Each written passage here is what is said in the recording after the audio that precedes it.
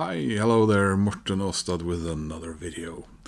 Many years ago, all the way back in the 1990s, 1997, I bought a record by a band that really spoke to me right away. And I think a lot of other people did as well, because it was a big seller. And that was the debut album by a band who I had been playing for a while and released quite a few singles, EPs in that sort of, EP single territory where I'm not entirely sure what to call it. And then they, like I said, they released their debut album, and it's this one, The Attack of the Grey Lantern by Mansun. And obviously it wasn't this one, because I was buying CDs at the time, and I still have my CDs right over there, and I have a big super deluxe box set with all of Manson's stuff, even their aborted fourth album. More about that in a second. And it's just such a wonderful album. And back in 2024, so yeah, just under 2 years ago, I got around to getting it on the old vinyl finally. And it's been my intention to get all of Mansun on vinyl. So at the time, and pretty much for the duration of their existence, they were Dominic Chad, lead guitar, piano, backing vocals, and synthesizer. He was Stowe on bass, Andy Rathbone on drums, Paul Draper on vocals, guitars, piano, and synthesizer, and all the music and lyrics are written by Paul Draper. Now, of course, in 1997, they would be hailed as something new and great and wonderful, and they surely were. And they followed it up with, I thought, a wonderful album. This one, Six. And this one I got last year, and it is a 2019 remaster. And it's sort of a concept album, and in a way the first one is also, I suppose, a concept album about some weirdo, I think they sort of said back or later on, because that's the thing about Manson. When you read about them,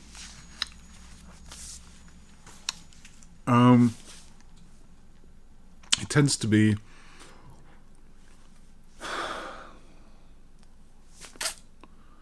when you read about it, it tends to be Paul who voices things, and one of the other guys here and there. I don't think Chad. Chad isn't in the music industry anymore. But you get the feeling that there's always this reluctance to tell the actual goings on. And the story and the narrative keeps changing over the years as to who did what and who said what. And this second album was a bit of a commercial failure.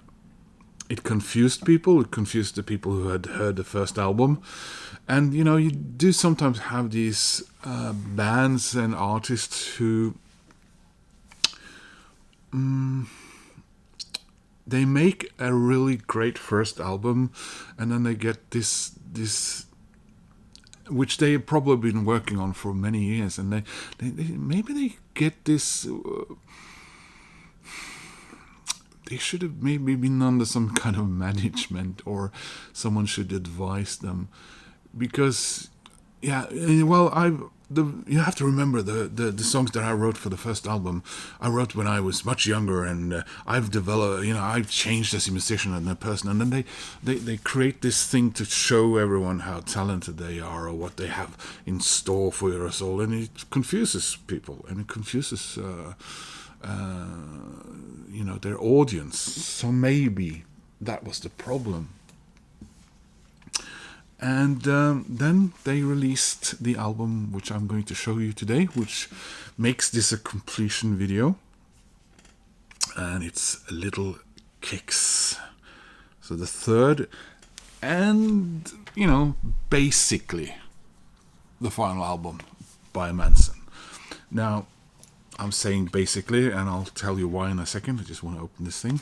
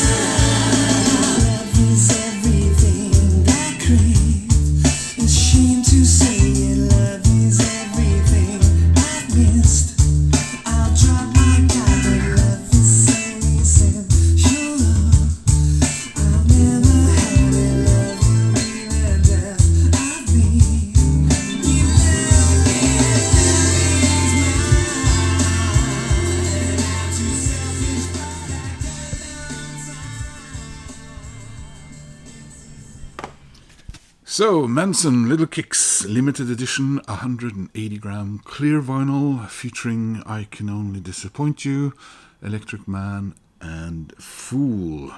And this was exclusive for Record Store Day UK. Not sure when. 2023. Which is probably why I didn't get it, because Record Store Day UK stuff has a tendency of not showing up in Scandinavia. So yeah, here you are. So I think this was recorded, was it David Gilmour's preferred recording studio or something like that? So they set out to make a record that would be quite different from the previous one. And it seems, if you read what Paul Draper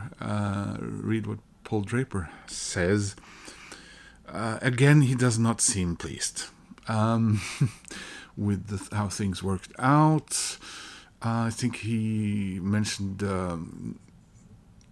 he was sort of voted out as doing producing, and they were getting people from outside, and the record company probably wanted to avoid, what happened on the previous album.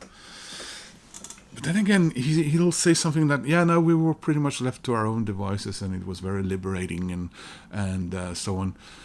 And then the thing comes out, and it seems to be doing quite well, and he refuses to tour on it. And say, no, we got to start writing new songs for a new album or whatever. And then it turns out that later on we find out that,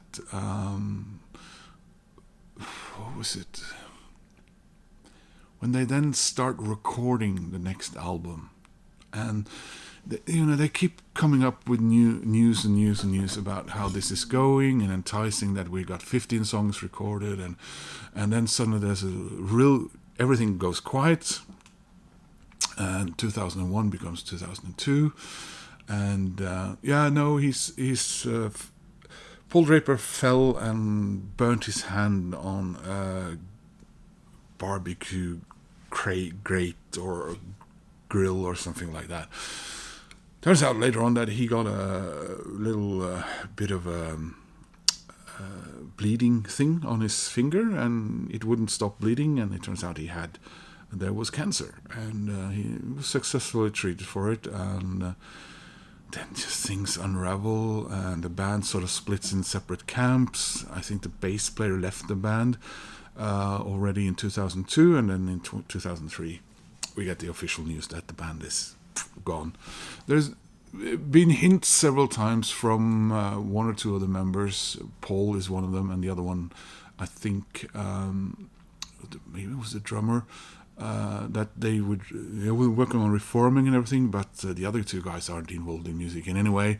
It's one of those bands where I kind of wish I hadn't read about them in a way, because I loved this music so much, and I wanted them to go on, and I wanted them to... And the fourth album was sort of released as, was it Kleptomania?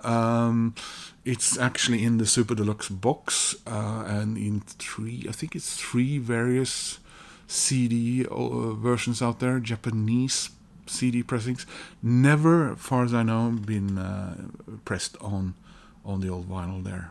So, but finally, I got all the 3 studio albums.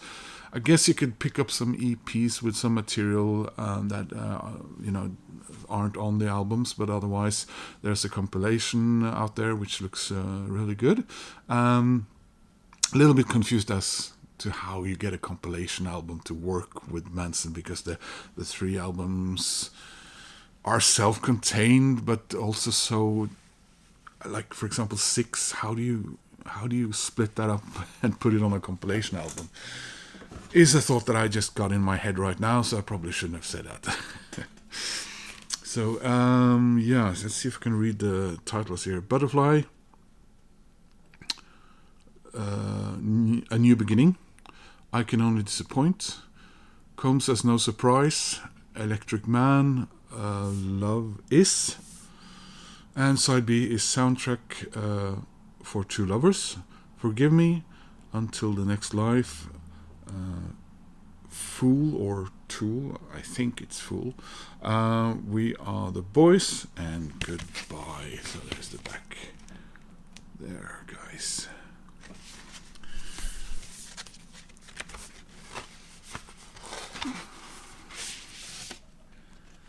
I have since bought one of Paul Draper's studio albums, and he released 3 EPs, EP1, EP2, EP3, I think, but only 2 of them are on vinyl. I think the last one is only available on download. So there they are back in the day. Paul is very active otherwise as well as a musician.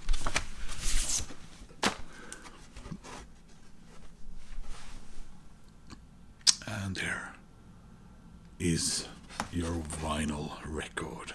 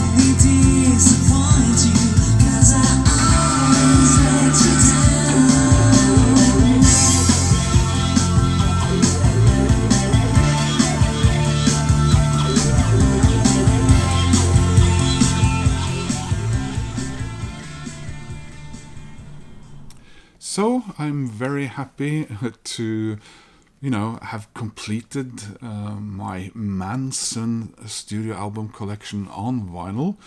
I wouldn't say it took a long while for me to get started and get the first one on vinyl. So not a band in some ways, unfortunately. That is very hard to complete, as they only released 3 proper studio albums. Would love it if the Kleptomania stuff was put out on vinyl as well, but other than that, I don't need, I don't feel that I need, a compilation album by them. 3 albums is like, I don't know, this is 1, 2, this is 4 LPs, so we can call it a 4. Their entire studio album collection is a 4 LP compilation. But yeah, I would be curious if I come across some of the Mansun EPs, maybe. But other than that, I guess we could say this is the conclusion of my Mansun studio album collection, and that I guess a timely time for me as well. So there you go, guys. Hope to see you soon in another video, and if you would please click like, that helps my channel. If you want to subscribe, that makes me happy, and please leave a comment. Hope to see you soon in another video. Bye bye.